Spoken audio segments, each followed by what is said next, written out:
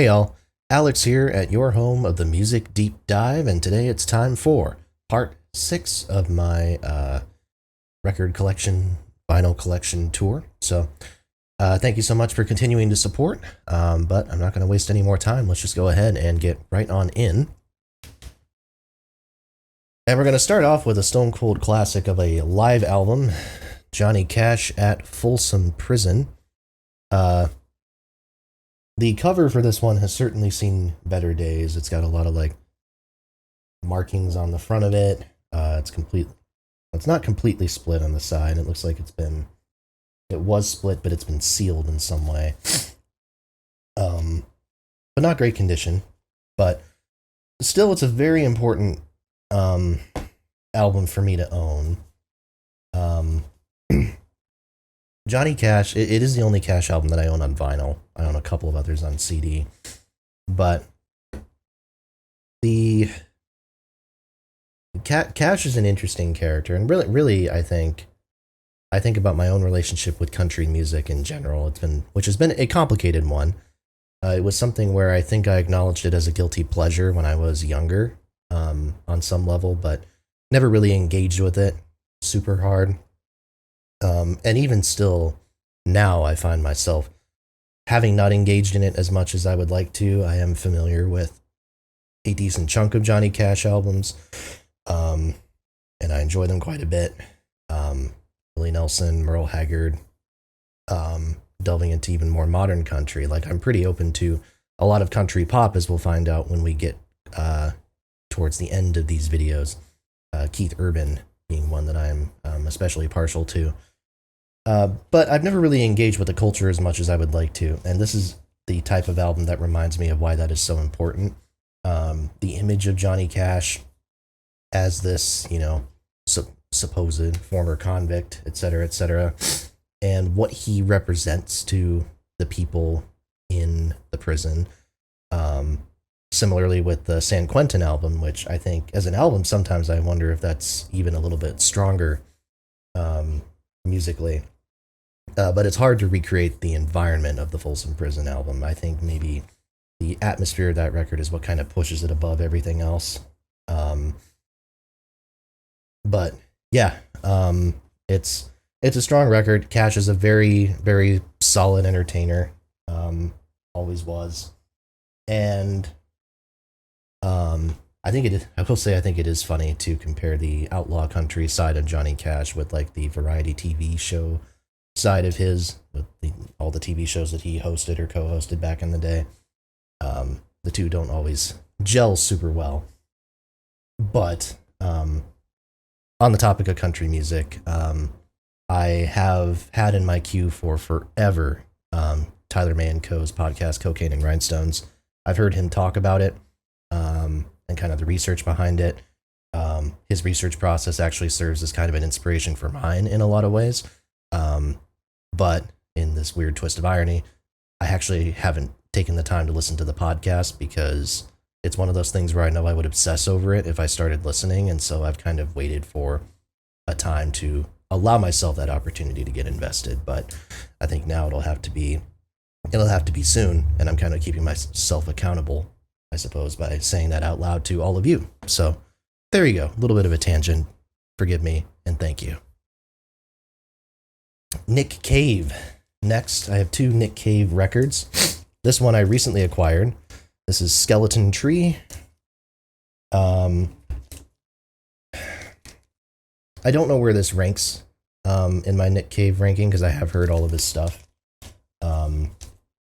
His is a catalog I need to sit with more before I feel like I can speak very intelligently on it. But Skeleton Tree I know certainly because of the atmosphere that it conveys, obviously the backstory, this being the album that Cave created after the death of his son. All of these combined ensure that this is going to be, like, this is a certain highlight of his catalog, and it's always going to be among my favorites. Is it my actual favorite? I don't know. There might be a couple of his, like, 90s or 2000s records that give this a run for its money.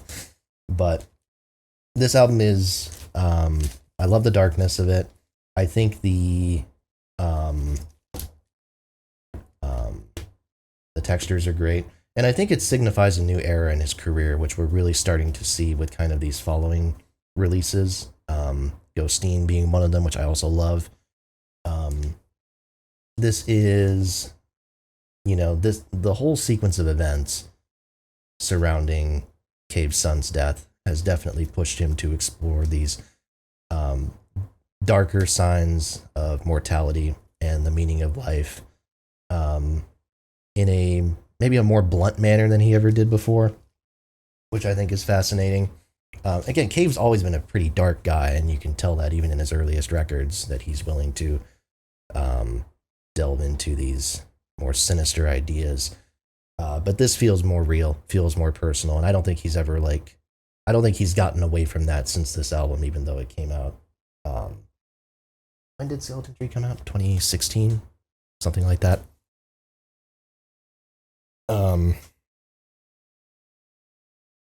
Then the other Cave album I own is actually the duet album with Warren Ellis, Carnage.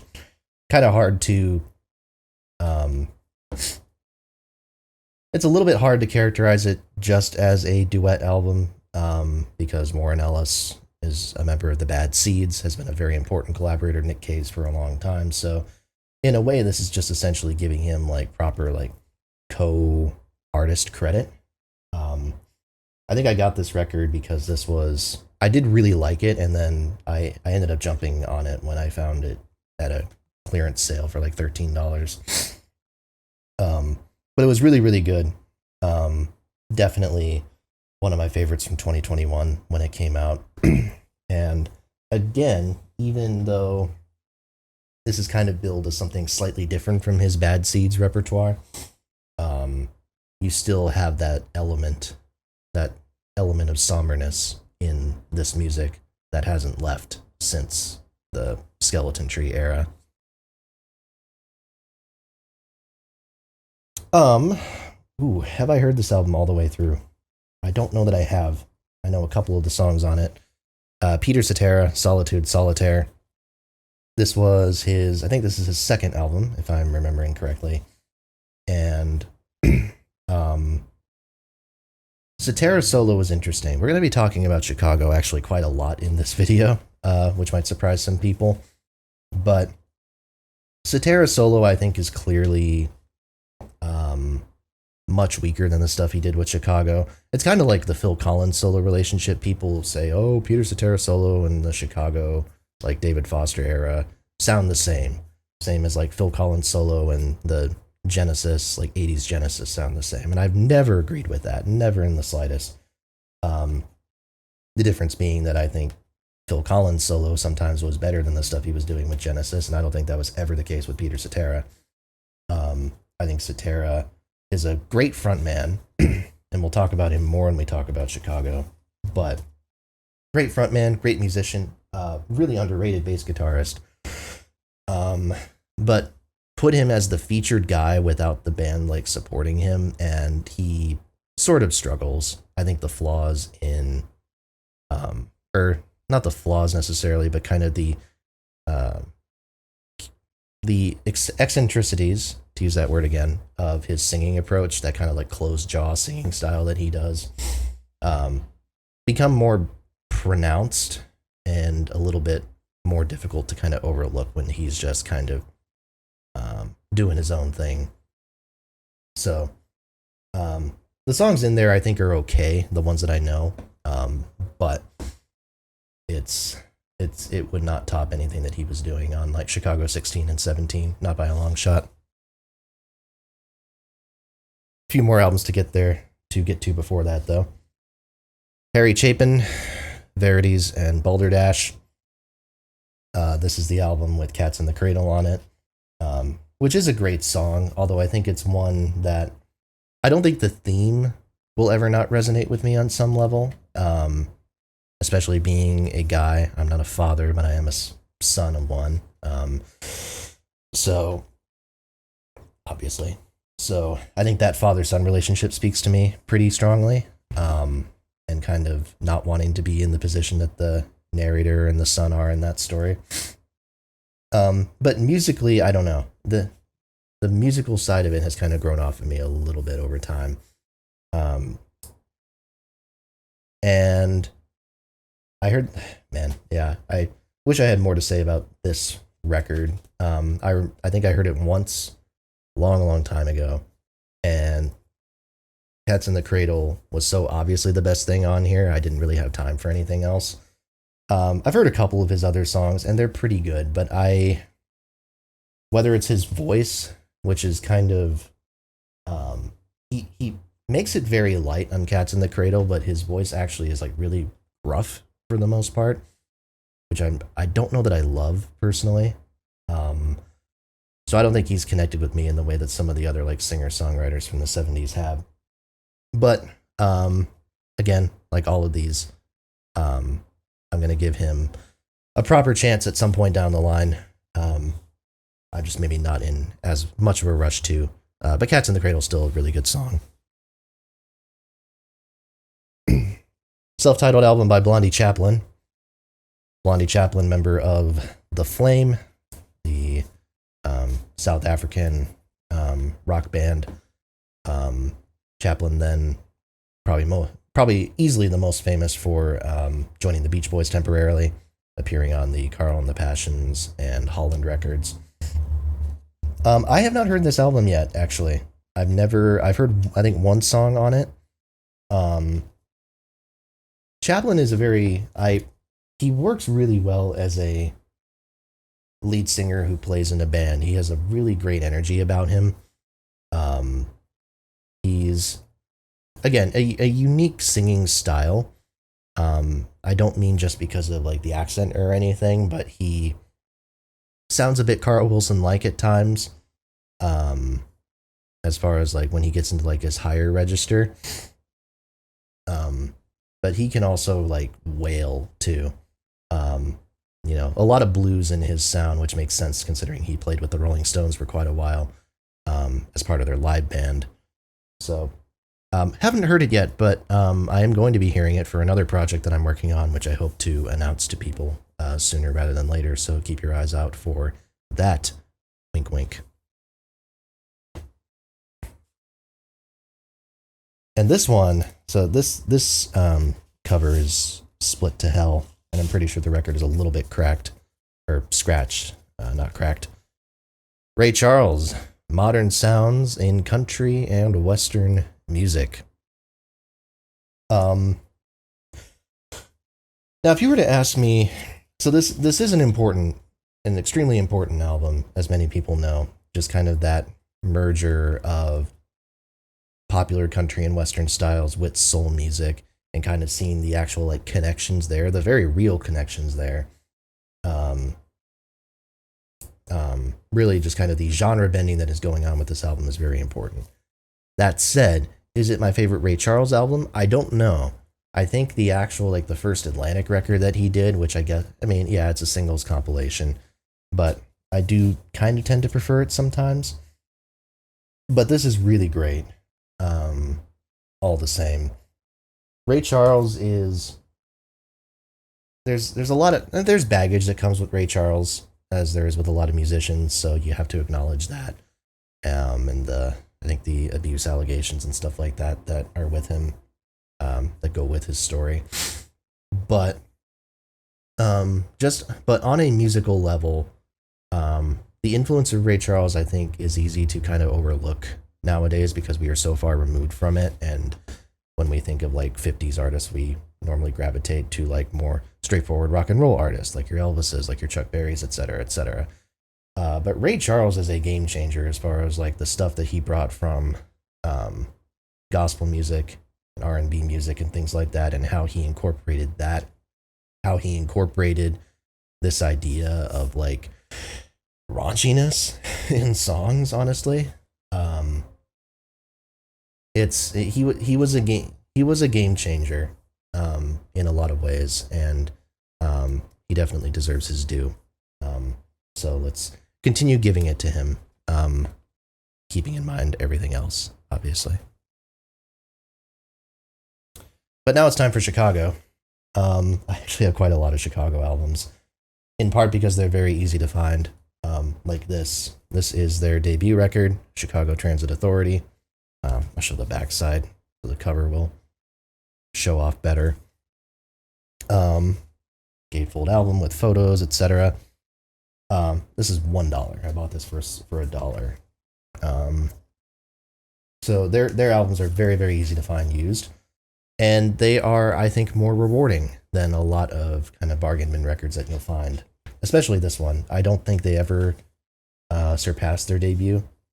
I think the debut Chicago record is a sprawling mess, I guess, in some ways, but they take that kind of jazz rock sound, which I think Blood, Sweat, and Tears were already doing that, if my timeline is correct. I think they released their debut in either 68 or 69, but it was something that was becoming more common in certain areas of the country, just in general. Chicago takes that kind of, the rock sound, merges it with jazz music because like their horn players were classically trained and stuff like that. And the result is this really like sharp sounding instrumental section. Like as instrumentalists, especially on these early albums, they sound outstanding. Terry Kath, obviously, on the guitars. We have to talk about Peter Cetera as a bassist. I think phenomenal bass player, writes great bass melodies. The brass, obviously, as I mentioned, Danny Seraphin, a fantastic drummer who I was introduced to pretty early on. That's also part of why I got into Chicago, is because I loved listening to his drumming. But yeah, it's a really fantastic album, and like I said, they never improved on it, in my opinion. So it's not all downhill from here. It's not as simple as that, but they never topped it.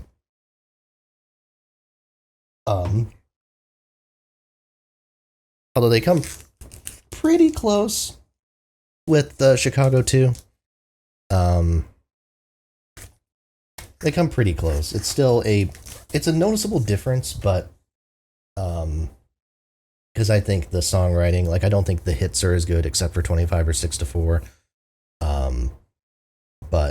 And I think the kind of the album tracks and stuff like that sometimes, I think on the debut, it kind of feels more frenetic, like they're just kind of letting loose, and Chicago 2 feels a bit more reserved, like they're trying to polish their craft, and that kind of limits the appeal a little bit. I do like the kind of the little song sequence type thing that they do on the record. That kind of 4 or 5 song sequence that they do is pretty nice. But still a lot of great moments, but it's not as, again, because it doesn't let loose, I think it loses some of the charm that the original Chicago album had. Take it for what you will. Chicago 3. Also of note, the first 3 Chicago albums are all double albums, which is very unique and bizarre. They're kind of throwing everything at you. Chicago 3, this actually has the kind of opposite problem of Chicago 2, where this is very much like they're throwing shit at the wall on this record.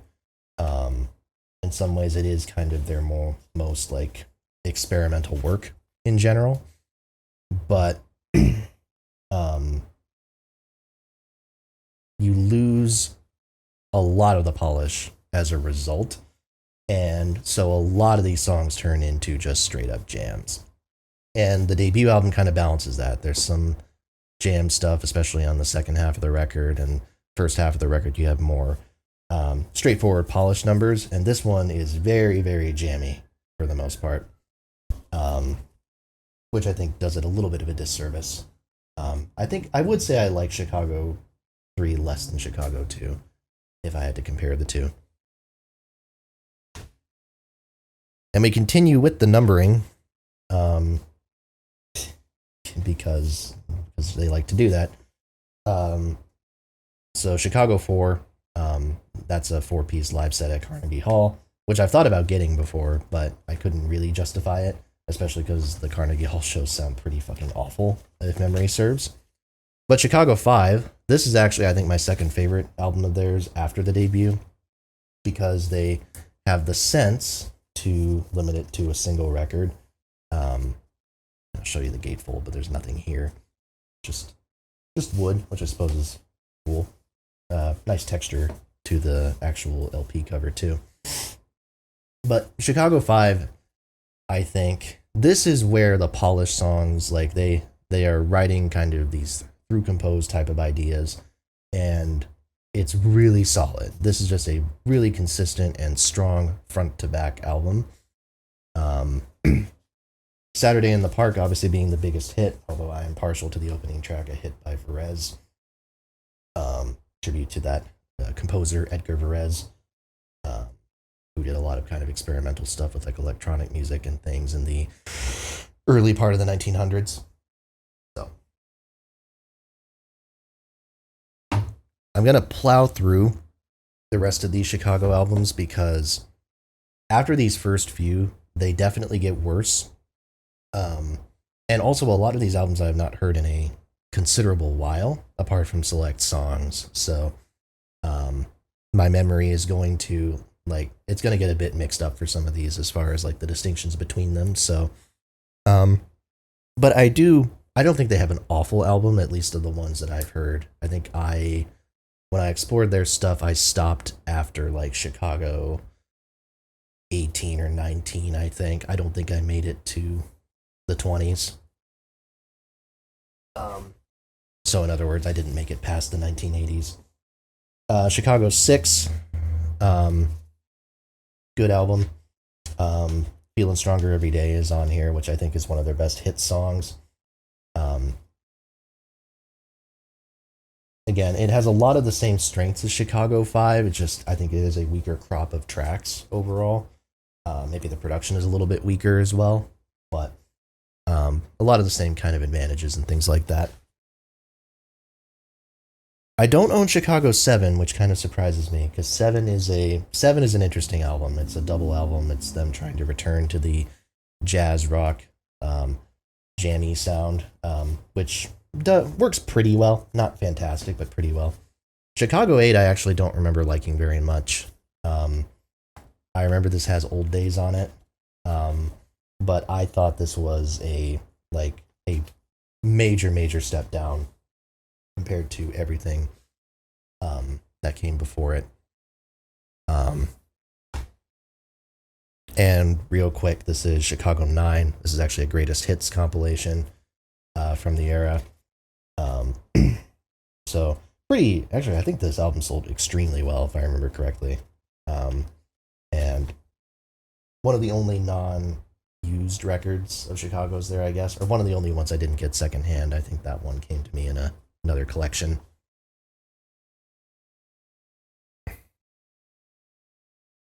We are now skipping past Chicago 10, which has, that's the one with like If You Leave Me Now on it, which is maybe the best Cetera hit song. Hard to say. The best, like, in when you get to like that kind of later period where like Cetera is really taking over. I know like Feeling Stronger Every Day is Cetera too. But Chicago 11, the last album with Terry Kath on guitar before his accidental suicide. I don't remember this album being all that good either. I seem to remember it being a step down from Chicago 10. The thing with Kath and Cetera that people tend to forget is like Kath was writing some stuff that was about as kind of soft pop adjacent as Cetera was, even back around this time. So, there's people who think, well, Chicago wouldn't have gone the David Foster route if Terry Kath had stayed there. I mean, maybe not, but I think either way, they would have made a pivot to chart hits on some level. I don't think Kath would have prevented them from doing that. I think he had interest in going down that route, at least from what I have read and what I hear on these records.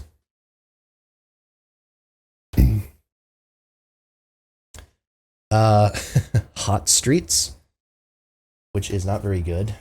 Donnie Dacus on guitar for this one.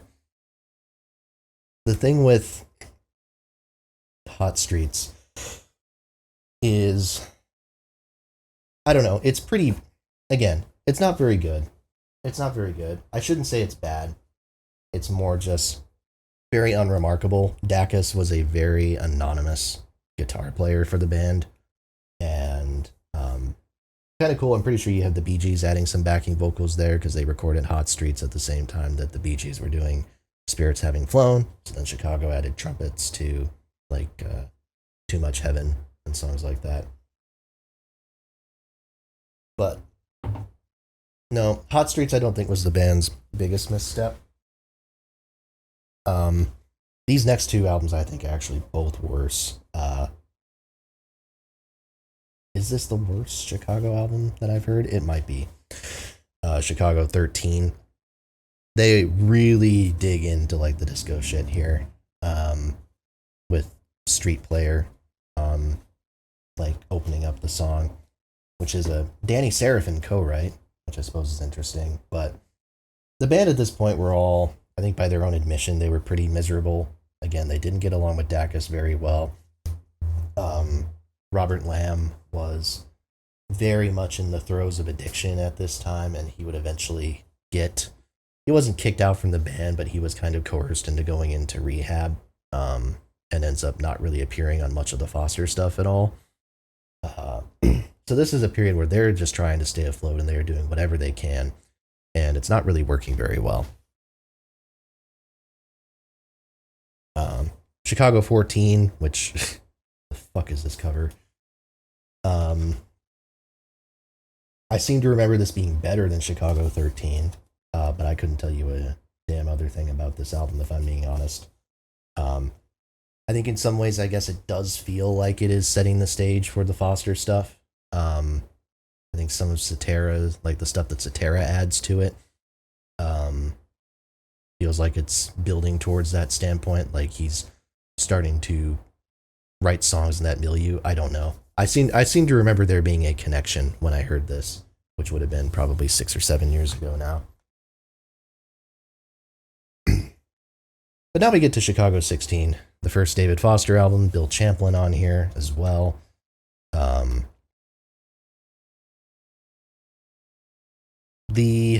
There's a couple of big hits on here, like Love Me Tomorrow. I think Hard to Say I'm Sorry is a fantastic pop song, if I'm being honest. Cetera sells it with the vocals. Again, I think in some people's eyes, Peter Cetera is an acquired taste, and I understand that. But I think he really sells it on this one. I actually like the song Bad Advice. That's one I remember being on repeat for a while. That's Champlin and Cetera duetting on that one. And Champlin kind of sounds Cetera-like in a weird way, which is interesting. Like sometimes it's a bit difficult to tell them apart. But yeah, I don't know. It was a curious thing. And then my last Chicago album is Chicago 17. 16 I think is a pretty good album. I think 17 is borderline very good. Again, if you're open to the very dramatic type of sounds that David Foster kind of engineers here.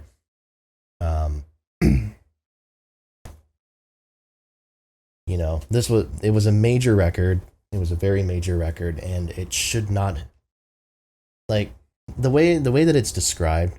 Again, being exposed to Danny Seraphin, I actually own his autobiography, and the way that he described Cetera leaving was that it was a huge shock to a lot of people. Even though they knew he was like good enough to where he could have a solo career. And in fact, he was having a solo career. It was more just like he was trying to balance that and Chicago, and eventually decided he was going to leave. In some ways, I'm just like, how could you be surprised? Just given the shaky commercial direction that they had been in just a few years before. I think if anything, Cetera made the right call, trying to get out of there, especially because there was a lot of interpersonal drama going on. Cetera just kind of wanted to get out of that to save his own skin. Even if he obviously, it's not like he became like a massive pop star on a Phil Collins level. But he at least lasted a little bit longer in the public eye than like Chicago did. So yeah, that's my Chicago collection. Pretty close to the end here. Um, trying to remember when I got this or where I got this. I think this came from another collection. I don't think I bought it myself. Christmas with the Chipmunks. The whole chipmunk idea, um, you know, the the kind of funny idea that began with Ross Bagdasarian and that that recording of Witch Doctor that was very popular. Um, it's funny and it makes sense when you kind of contextualize it because that was an area with a heavy amount of like novelty music and things like that.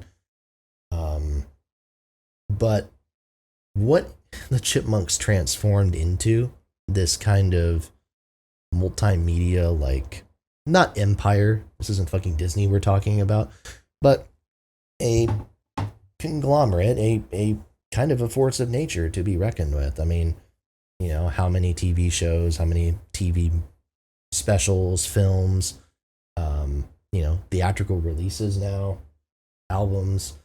There's a lot. There's a lot of money attached with that Chipmunks brand, and so as excruciating as it can be, um, from a just kind of a simple business sense standpoint, I give all the credit in the world to Bagdasarian himself, um, for engineering the idea, also for recording the vocals. I feel like that's not an easy thing to do, especially when you consider these vocals were being recorded in the 50s. Like, to record your vocals and set them to several different speeds and stuff like that to make sure that they harmonize with each other. You're also like using your own voice in the songs because Bagdasarian was doing like David Seville in addition to voicing all the Chipmunks. Like, it's actually like really difficult stuff. Um, so mad props to him, for figuring that out. But still, I have nostalgia for the Christmas stuff because I would hear that CD played sometimes as a kid. So I have patience with that stuff.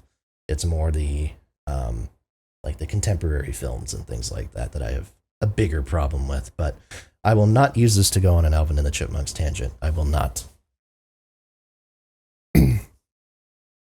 This album I've not heard. This was another kind of blind buy.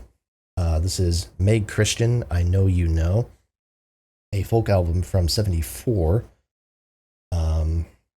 where she doesn't write all the songs. She writes a few songs, but then adds like a bunch of lyrics to other stuff. And she has quite a few albums out there. But her big thing is that she is writing songs and singing songs that are either feminist themed or very like female centric. I mean, you look at the band on the back, like the instrumentalists for the album, all female group.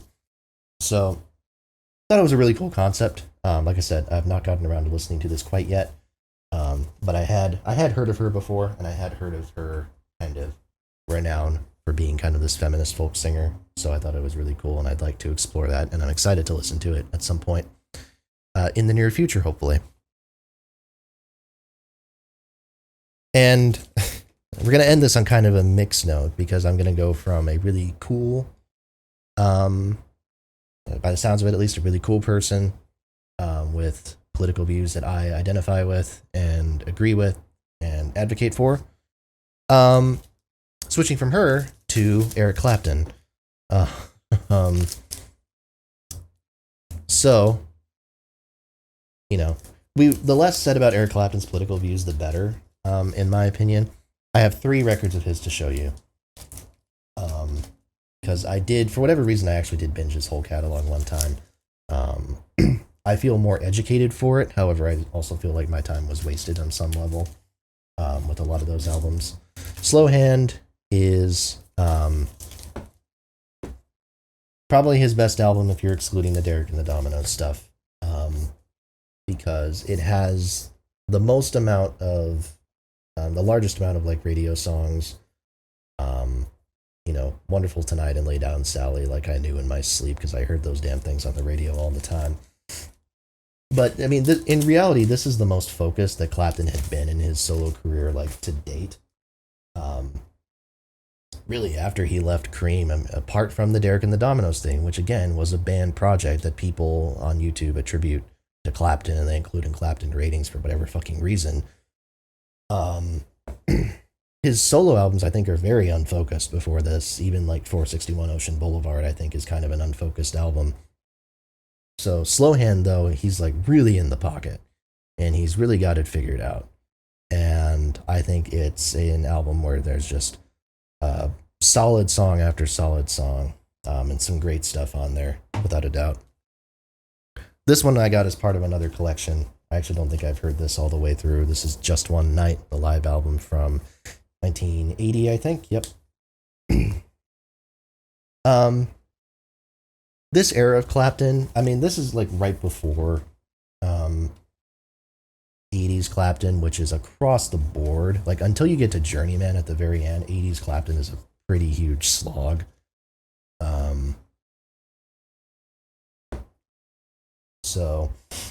But again, and so because this like anticipates it, like this is beforehand, I've heard good things about that album. I don't know if I've heard great things, but it's an interesting artifact.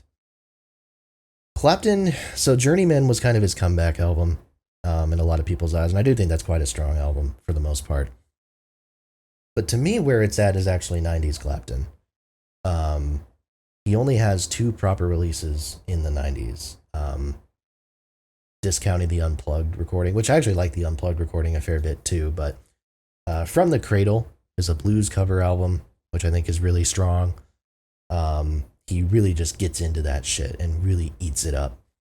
And then there's his other album, which some people hate this one. So this is Pilgrim from 1998. Some people hate this album. I'm pretty sure this is one of the lowest rated Clapton albums, if not the lowest rated one on Rate Your Music. Because of its length and because of its very kind of dark, monotonous sound. And I suppose I get that on some level. No, I don't suppose. I do understand that criticism. And I think that's what I thought at first as well. But there's something about, this is a personal context thing. Like, I ended up finding that this album was a great listen when I was driving late at night. And so I would listen to this album with all of its very like subdued electronic drum beats and these quiet bluesy guitar riffs and Clapton singing about these sad songs. Like it's a fucking depressing album. I mean, it's, there's a lot of songs that talk about like relationship issues, a few that touch on his son's death. Just it's a dark album. And as I expose myself to it more and more, even though I still understand the critiques, I still think, when he said that his goal was to like record like the saddest album of all time, which I'm pretty sure is what he is on record as saying, then mission accomplished. And I think as an atmospheric piece, it works very well for the most part. My Father's Eyes being a great song, but I think it leads into just a stretch of tracks that, even if they run very long, and some of them do run for like 6-7 minutes, it's all about the atmosphere. And if you're open to it and if you're receptive to it, I think there's a lot of gold in it. So I did end up getting that album new because I was like, no, I like it too much. I need to own it. I don't have any other Clapton albums. I have some Cream, which we'll probably talk about in the next video. But yeah, solo Clapton I don't. Although I will say his 2001 album, Reptile, is one that I actually really want to get on vinyl one day. But they're going to need to reissue it because the original copy is like $200 used, and I'm not going to pay that much money for it. But yeah, so we end on Eric Clapton. And I feel like a lot was covered there. You probably got a lot more Chicago discussion than you were expecting for a video like this, so I hope you're okay with that. And yeah, as always, thank you so much for watching. Please make sure to like, comment, and subscribe. more videos, reviews, and vinyl collection discussions are to come. I will see you next time, as always, at your home of the music deep dive.